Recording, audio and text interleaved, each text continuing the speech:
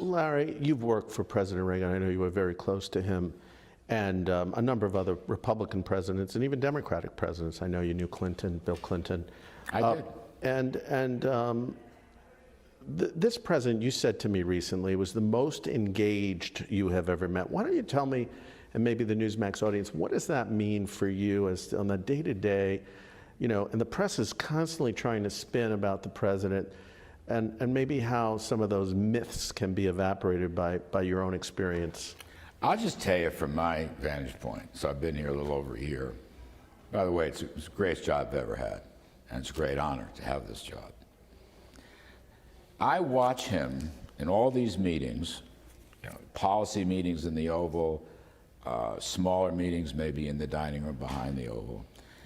He's the most engaged, decisive, hands-on president I've ever seen. And as you say, I've been around for a bunch, worked for one, and helped advise a few others. The most engaged, decisive president I have ever seen. And one thing that's really very cool to me, he's not afraid to make a decision. Not afraid. He doesn't wring his hands. He just makes it. That is right. And he loves to short circuit. But he asks a lot of questions. Yes. I mean, he's not doing this just out of the back pocket, right? He's really delving into... You know, it's interesting to me, that's a good point. So he is not a policy wonk, never pretended to be. On the other hand, as a successful businessman and investor, he knows stuff. You know what I mean, knows stuff? I'd use another word, but we're on camera. Right, yeah. So you come in there, like National Economic Council, we present many, many different policy options, really 5 days a week, 24/7. He asks the toughest questions. And he does it out of his own business knowledge base, but also he has a very practical mind.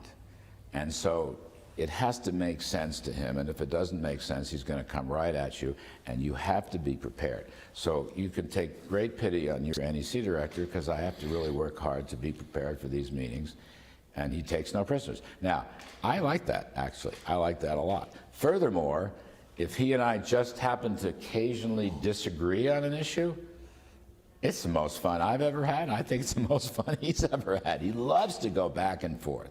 Loves to go back and forth. And of course, I have the greatest respect for the office, and I have the greatest respect for him. But I'm saying, if you push back, respect. He loves that. And, so the Democrats, and that's how decisions are made. The Democrats don't want to accept your interpretation of Donald Trump.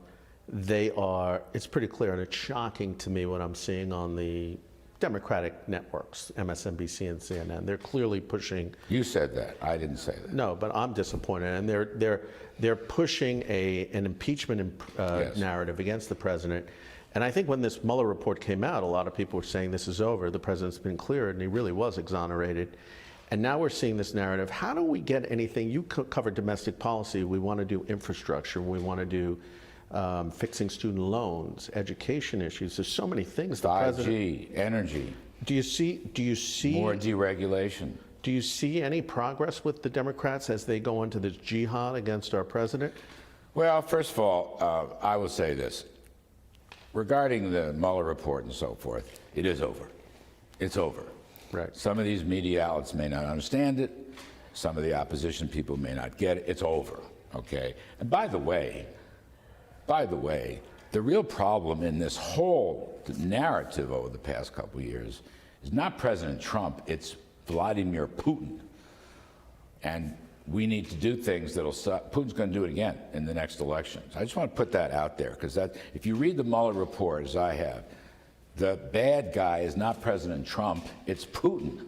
And I think some people are in denial about that. Well, I'm amazed the Mueller report doesn't address, if it was so bad during that election, why didn't Obama do anything about it? I mean, that is correct. Obviously, I think it's really all of the narrative we're cutting out of the Democrats. And I think Bill Barr is going to go back and look at all that stuff as he should. I've known Bill for 30 years plus, and he's a terrific lawyer. The truth is, I think they don't like the election result. Yes, and that's what they're still fighting over. That's exactly right. But the question I have is, they're trying to weaponize and poison what is essentially a bunch of policy disputes, okay, political disputes, but those are nothing to do with legalities. president was completely exonerated, in my judgment. Yes. Completely exonerated on collusion, on obstruction. That is over. If the Democrats want to go down that path the next year or more, they're making a big mistake, in my judgment. I think it'll backfire too. But do you think there's a pathway to do any of the policy issues that you think are important I do. with Look, the Congress I as do. this goes on? I mean, one thing about President Trump, he has a remarkable ability. You know, you were asking me before about what it's like to interact daily. He can compartmentalize things. I mean, it's like I've seen these days where the whole world is pounding him, okay? And he'll show up at a meeting, calm, alert, up to speed, and ready to rock. I mean, it's just fascinating to me. They're making jokes. He has a great sense of humor. He's ready to make policies. He doesn't let this stuff interfere. And that's really an interesting lesson for me and all of us.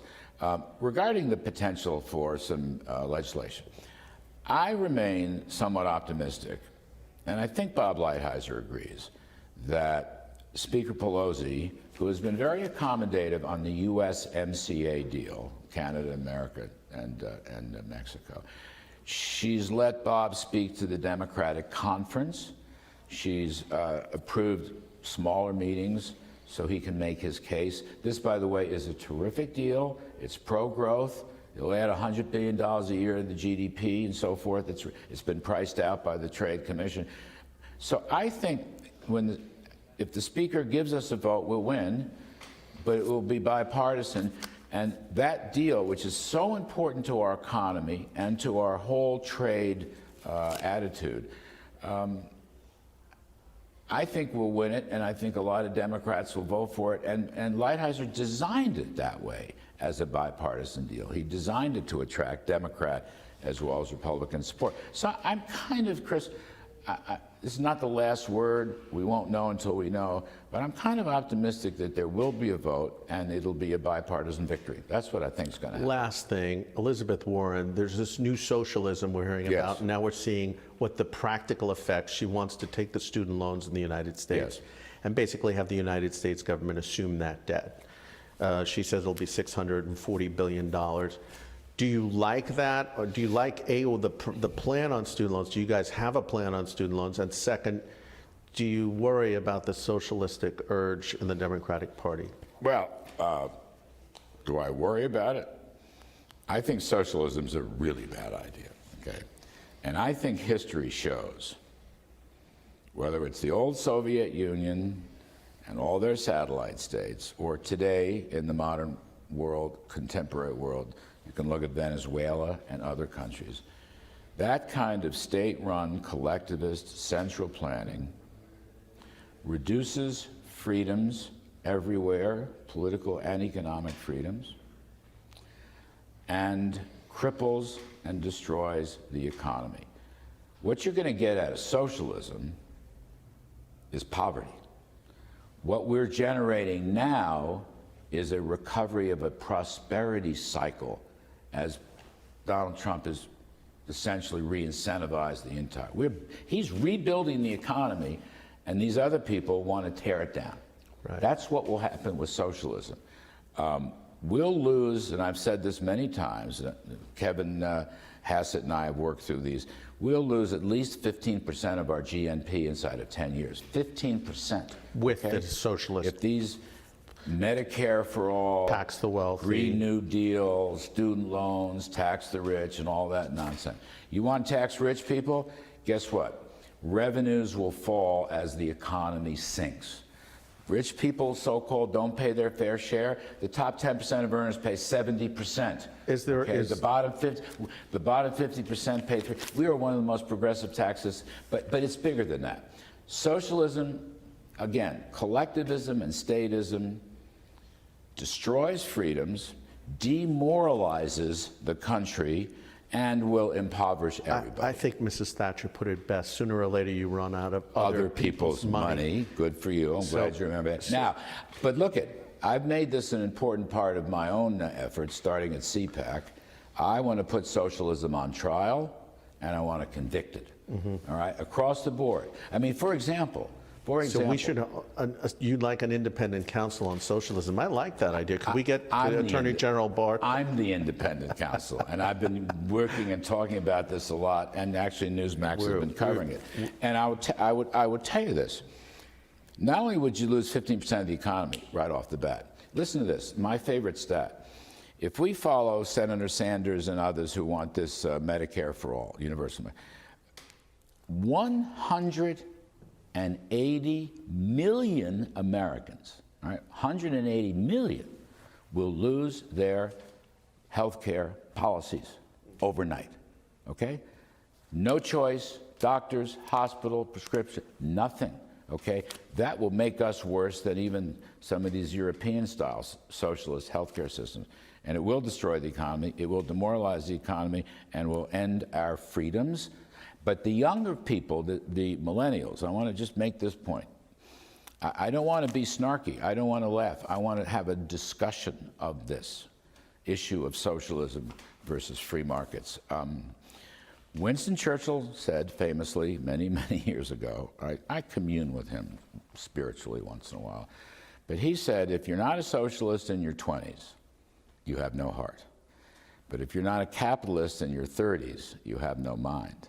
Now, he was actually describing me.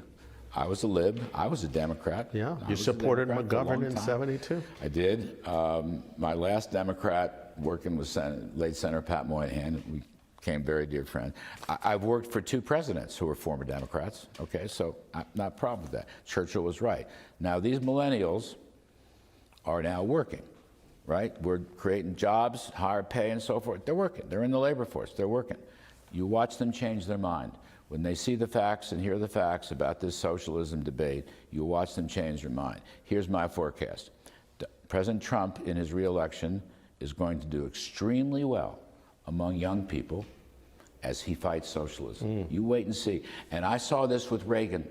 Where in the beginning they opposed and later... That is correct. When Reagan was re-elected, actually even in the 1980 election, he had a big vote from young people. In the 1984 election, he had a massive vote among young people, as people saw once again how proper free market policies and incentives will work in the economy to create jobs and prosperity. That's what's going to happen. We're going to build the biggest economic big tent you've ever seen.